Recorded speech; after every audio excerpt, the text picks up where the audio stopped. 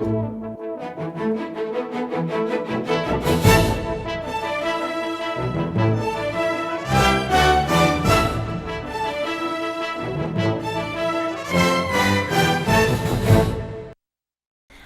to your PWC Connections, a monthly look at what's happening in the Fayetteville Public Works Commission and in your community. I'm your host, Wendy Riddle. It's an understatement to say line workers help keep the lights on. They do that and so much more. In today's Employee Spotlight, we'll introduce you to one of our awesome linemen. Learn more about what he does on a daily basis to ensure that our customers have power and why he chose line work as a career. You know, someone once said, when you pick an angel tree tag, you brighten somebody's Christmas. In fact, you brighten Christmas for a child in need. We'll sit down with the Salvation Army of Fayetteville to learn more about the amazing Angel Tree program. Find out how you can donate and volunteer coming up in Community Connection. Anthony, the semi-retired intern, is back for the Raptor Report. He's going to tell us about PWC's newest commissioner and give us some insight into Hurricane Matthew. And we'll also tell you about our seasonal light incentive program in today's Conservation Corner. Plus, Dear Gaby, so stay tuned.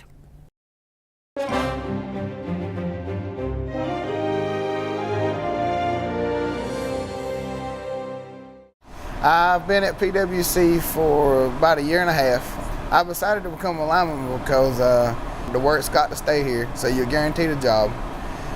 It's a different environment every day. Even though you're doing the same job basically every day, it's by being in a different location, you got to go about it a different way versus if you're working in a cubicle or an office or at a plant. It's the same thing repeatedly every day, blah, blah. Basically, line work never gets boring. It's always an adventure. You're always learning. Things are always changing with technology, so you constantly, even the guys that's been doing it for 30 years, learn something new every day. On a day-to-day basis, your average lineman uses line trucks and bucket trucks. The line trucks are used to set the poles and anchor them, and we also use it to pick up the transformers and place them where we need to because they're so heavy. You can't do it by hand. Bucket truck allows the lineman to get up there and do the work safely without having to climb if you have that option of using the bucket truck. Safely is one of the #1 keys for this line of work because you don't get a second chance. So everything we do, we try to either kill it, ground it, or use rubber. Rubber is an insulator for electricity. So we got rubber gloves that are rated way over the amount of electricity that we're using. And then we also use rubber hoses that cover the line, that way in case we actually do get into it with our arm or back or something that we can't foresee happening. Our trucks are also insulated and grounded. And then your best form of safety is to kill the power. De-energize, I reckon, would be a better word to say than kill. And we do that by pulling out the switches on the fuses that's on the pole tops and ground it. If you put grounds on it, electricity is lazy. That's the best way to look at it. It looks for its quickest and easiest path to ground. So if you provided a way to go to ground down from you, it takes that path instead of using you as a path to ground. On a typical day, we get our work orders, and it can either be transformers gone bad and it needs to be replaced, and we'll pick one up, go out there and change it out in the resident or the commercial place that we got to go to. Some places are being built that's new. It's necessary to pull the wire in. It's just new installation all the way around. You know, putting it in the ground, putting it in the transformer, making everything up. Sometimes you get trouble calls. You know, just middle of the day, my lights are flickering. Can't figure out what's going on, or half the house works, half the house don't. You go out there and you check and make sure they don't have a bad cable going into the house. If you do, you dig down, splice it, fix it. During the storm, it was night and day. We fought it the best we could. It was constantly transformers blowing out, trees falling on lines, stuff getting tore down all over the place, transformer was washing out, where the water got so bad it just took all the dirt from up under it, and it completely just went away. Our biggest issue was trees. Trees fall, limbs, whatever, and when they fall and they go into our lines, they cause everything to shut down all the way back to the substations. And that's known as a relay. It causes it to trip out, so then you got to get a crew out there, get the tree off the line safely. That's harder than just going out there cutting it, because you can't let it slap together or anything like that. It's a process of getting it off, which is what takes so long. A lot of people don't get it, you know. Then you get your lines back up, you make sure there's no damage to the lines, and you got to trace everything back to the substation and get it all back hot again. When the storm hit Saturday, I was already here because I was on call, and I was here at 6 o'clock that morning, and I don't believe we actually stopped until Sunday morning. And throughout the whole day, it was just one thing after another. It was like it was a never-ending process. By the time you got one call done, 3 more had come in. And we worked as long as we could, to the point that it was unsafe for us to be out there because of wind and stuff like that. As soon as it calmed down, we went right back at it. And then Sunday morning, we just went out and looked at all the damage and all the trauma and everything that was destructed throughout it. I don't know about the day by day. I know altogether I put in 68 hours just for the storm, and that was within like a 3 or 4 day process. This was my first experience with a hurricane. I've done other storms, but never nothing this severe. It was new all around, because normally you got time to sit back and think or ask questions, you know, to your crew leader. Why are we doing it like this? Or what? In this situation, it was go, go, go. You know, we got to get these people on.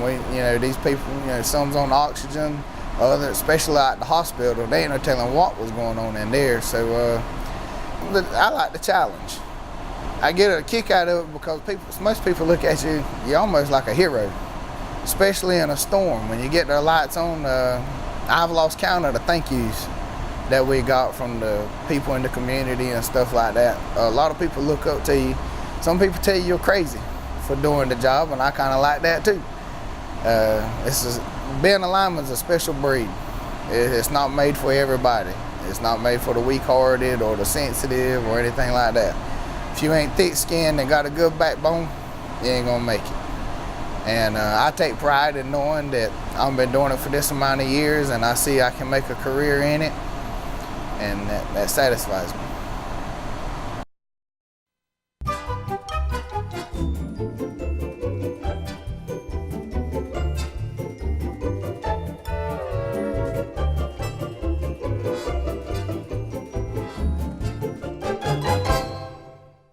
The Salvation Army brings hope in many ways to the community and to Fayetteville. We offer services at various locations. We do an after-school program. We do programs for senior citizens. We also have a family store where the proceeds of the sales of that store go back to help individuals in our community. We shelter individuals, men, women, and children. We do feedings every day. 365 days a year. We also have church services, and we strive as members of the Salvation Army to share the love of Jesus Christ in everything that we do. The Angel Tree program has been in existence for over 30 years. It began in Lynchburg, Virginia. Salvation Army officers there started the program, and it's spread across the nation. The Angel Tree program serves to benefit children in our community. It's children ages 12 and under and senior citizens 65 and over.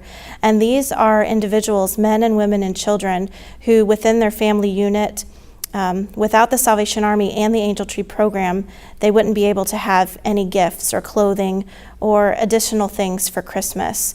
And so the Salvation Army involves the community in coming in and adopting these angels to provide those items for people who otherwise would go without at Christmas time. It's a great way to be a good neighbor and to spread Christmas cheer.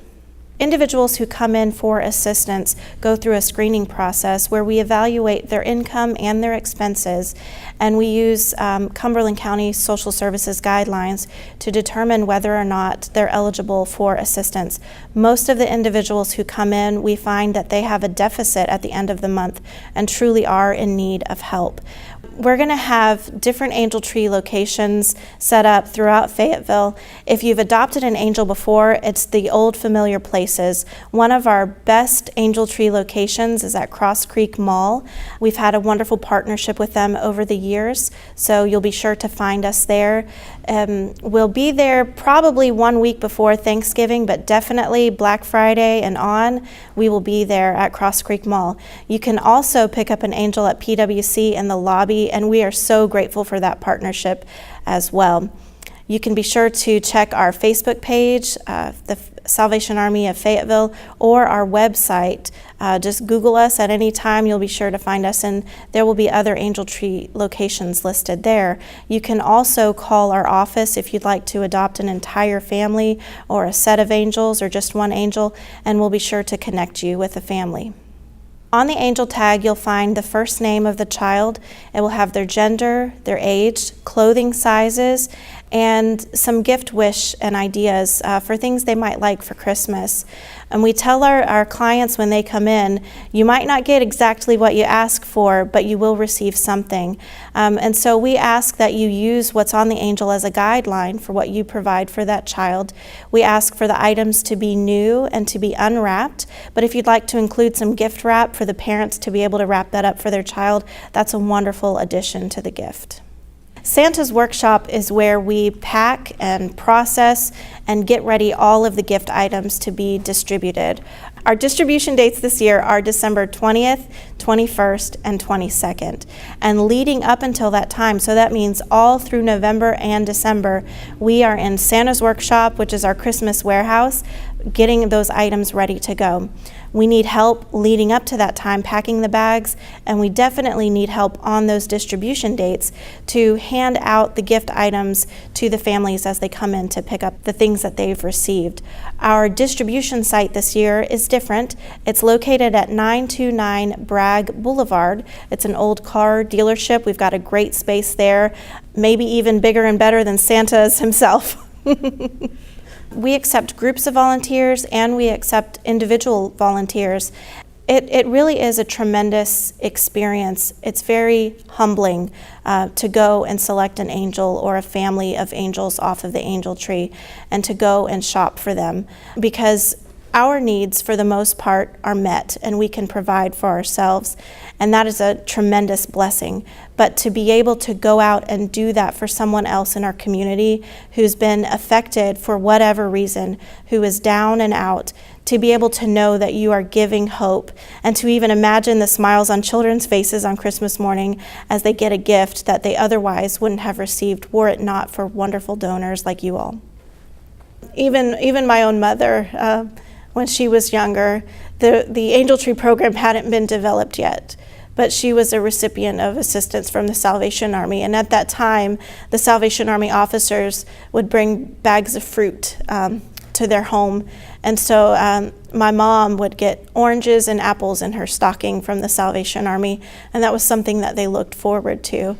It's a long-standing tradition, and I hope and I pray that our community would see fit to carry it on. We are looking forward to kicking off our Red Kettle season this year. Right now, our kickoff date is set for November the 12th, which is right after Veterans Day. That will be at select locations. Then on Black Friday, you'll see us out and about at all of the regular Red Kettle locations. If you're interested in volunteering to ring the bell at the Red Kettle, we always are in need of wonderful volunteers. So please call, and our front desk will be able to guide you to the right person for where to sign up. Given what's happened in the last couple of weeks with Hurricane Matthew, we know that there are going to be a lot of people in our community who need help this year, and it's through Red Kettle donations that we're able to continue the programs and services that the Salvation Army has to offer. We also understand that many of our neighboring cities and counties where we ring the bell and have our Red Kettles are exactly those places who are in need of the most hope and the most help this time of year. And we're going to be sensitive to that as we're fundraising this year. We want to be sensitive to our brothers and sisters in need. We want to be a help, not a burden to our neighbors.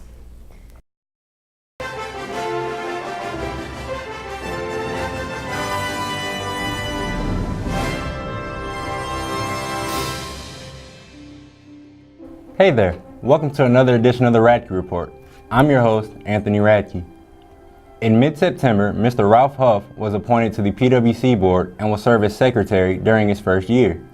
Mr. Huff and his wife Linda own H&H Homes, which was ranked as the fastest growing builder in the United States in 2009 and 10. He is also owner and partner in Coldwell Banker Advantage, the largest real estate brokerage in the region. Mr. Huff is from Hope County and is heavily involved in our community. He has served as president of the Fayetteville Regional Association of Realtors and Home Builders Association of Fayetteville, as well as chairman of the United Way campaigns in Fayetteville and Rayford. Mr. and Mrs. Huff were recognized as recipients of the Order of the Longleaf Pine, the highest award for civilian service in the state of North Carolina. Visit our website to learn more about Mr. Huff and be on the lookout for our customer newsletter inserted into November bills for an article about our newest commissioner. Welcome to the team, Mr. Huff. Hurricane Matthew was gone, but not forgotten. The monster storm knocked out power to approximately 50,000 PWC customers. I'm happy to report that 95% of customers had their services restored within 2 days of the storm. Hundreds of trees were damaged, and many of those trees took down power lines on their way to the ground. Our water treatment facilities also lost power, and we experienced flooding and multiple water main breaks, resulting in a temporary boil water advisory. Many of you stayed connected to PWC by visiting our website, Facebook page, and Twitter feed. We also utilize Nextdoor and robocalls as a way to communicate with customers about the boil water advisory. We'll speak to a few employees in coming weeks about their experiences during Matthew. Look for those interviews in a future edition of PWC Connections. I just want to remind everybody that PWC will be closed on Thursday, November 24th and Friday, November 25th for Thanksgiving. Plan to join us at Dickens Holiday in downtown Fayetteville on November 25th.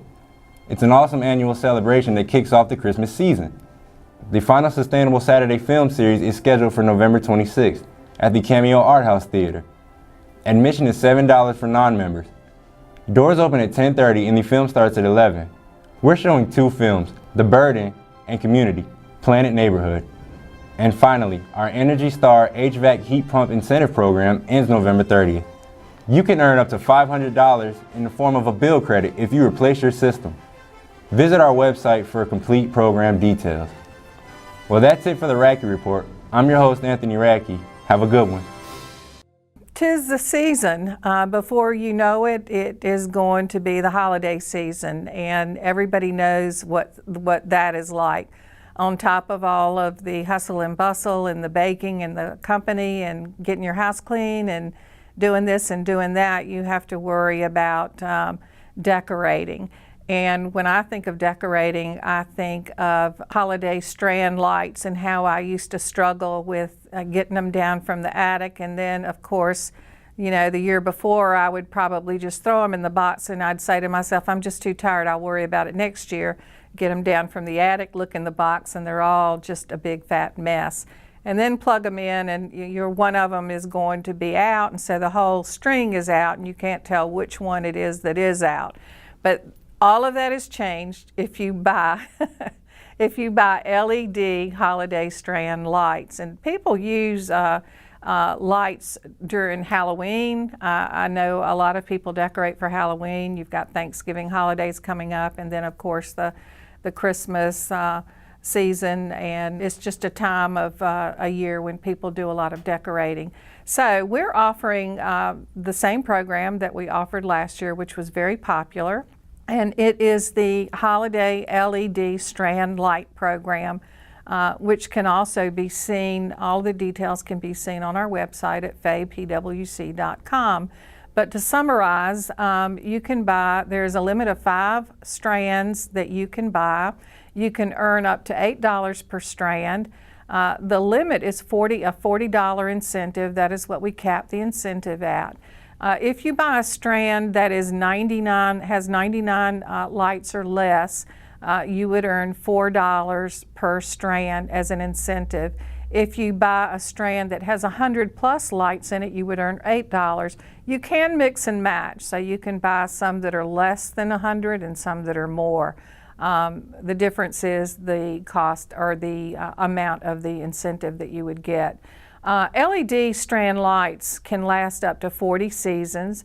They use 90% less energy. And just to give you a comparison of the difference in cost, a 100-watt strand of regular lights, I would say incandescent lights, would cost you approximately $1.42 for 10 hours a day for 30 days. A 70-watt LED strand, are you ready for this, would only cost you 17 cents for the same amount of time. That's very, very impressive. And the great thing about these lights too is that if one burns out, only one burns out. The whole string doesn't go out. We are not requiring that these be Energy Star certified, so you can buy any LED strand light as long as, of course, it is LED. Be sure and check the qualifications on our website because there are some things that you must send in for proof of purchase. And as soon as we get your application and verify that everything is correct, we want you just to light up your holiday season and enjoy your credit.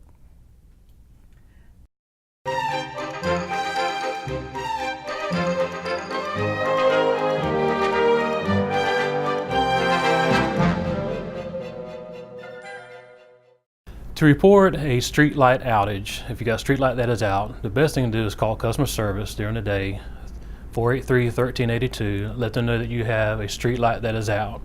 You can also let them know the details of the light, whether the light is blinking, whether the light is, staying on all during the day, because that will let us know exactly what we need to do to that light, whether we need to replace the light itself or maybe the sensor has gone bad on that light and we just need to replace the sensor on that light.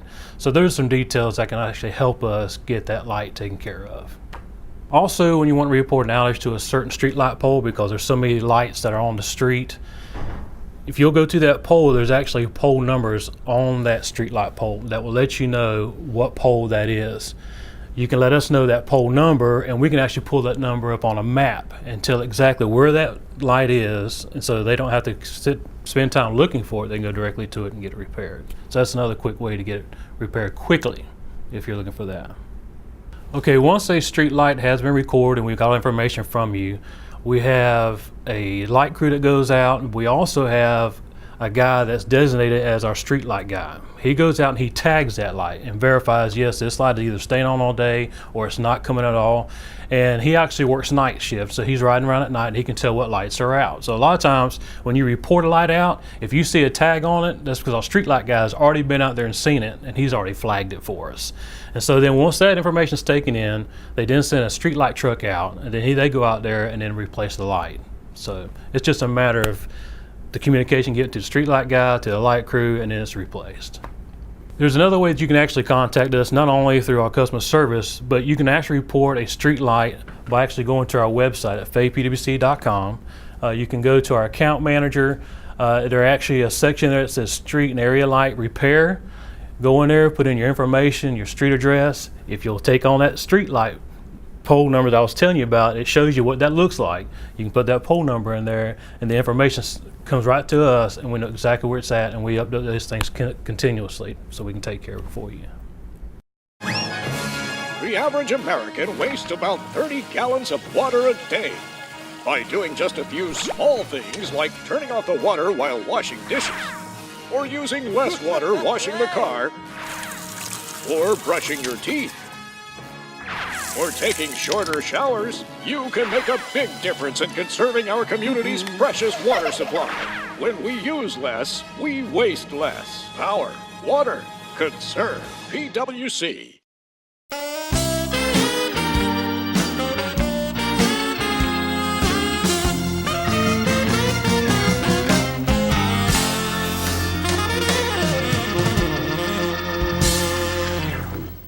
Okay, Santa. So for Christmas, okay, I've been thinking. I might like to have a man in my stocking, but I would like to have the option to let me be picked from a group, or if it doesn't work out, I could just put him back and you'd pick him up the next. Hi. I'm so glad you could come around, and happy holidays, everyone. It's Dear Gaby time. That means it's time for us to read one of our millions of letters from one of our millions of watchers. So let's just pick one at random. Here's one now.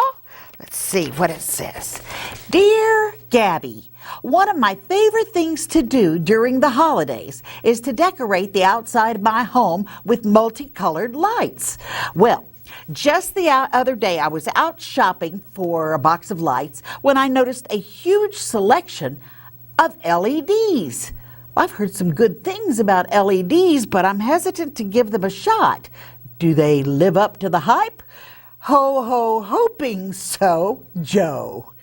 Dear Joe, LED holiday lights are the way to go. Take it from me. There are benefits galore when it comes to energy-efficient sparklers. For starters, they use far less energy than incandescent lights, almost 90% to be exact, and they last forever. Oh, well, okay, not forever maybe, but, for years. This is mainly because they don't contain the delicate filaments, so they can and will withstand light impact without breaking. But that's not all. LED holiday lights are safer to use. They come in a variety of shapes and sizes, and the lights are significantly brighter than the lights of the past. The best part, depending on where you shop, LEDs can cost less than incandescent bulbs. I know. It's a Christmas miracle.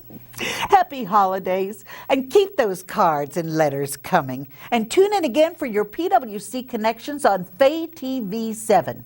And remember, you can always catch your favorite show on the PWC website, faypwc.com. Till next time, that's Santa, and I'm Gaby. More power to you.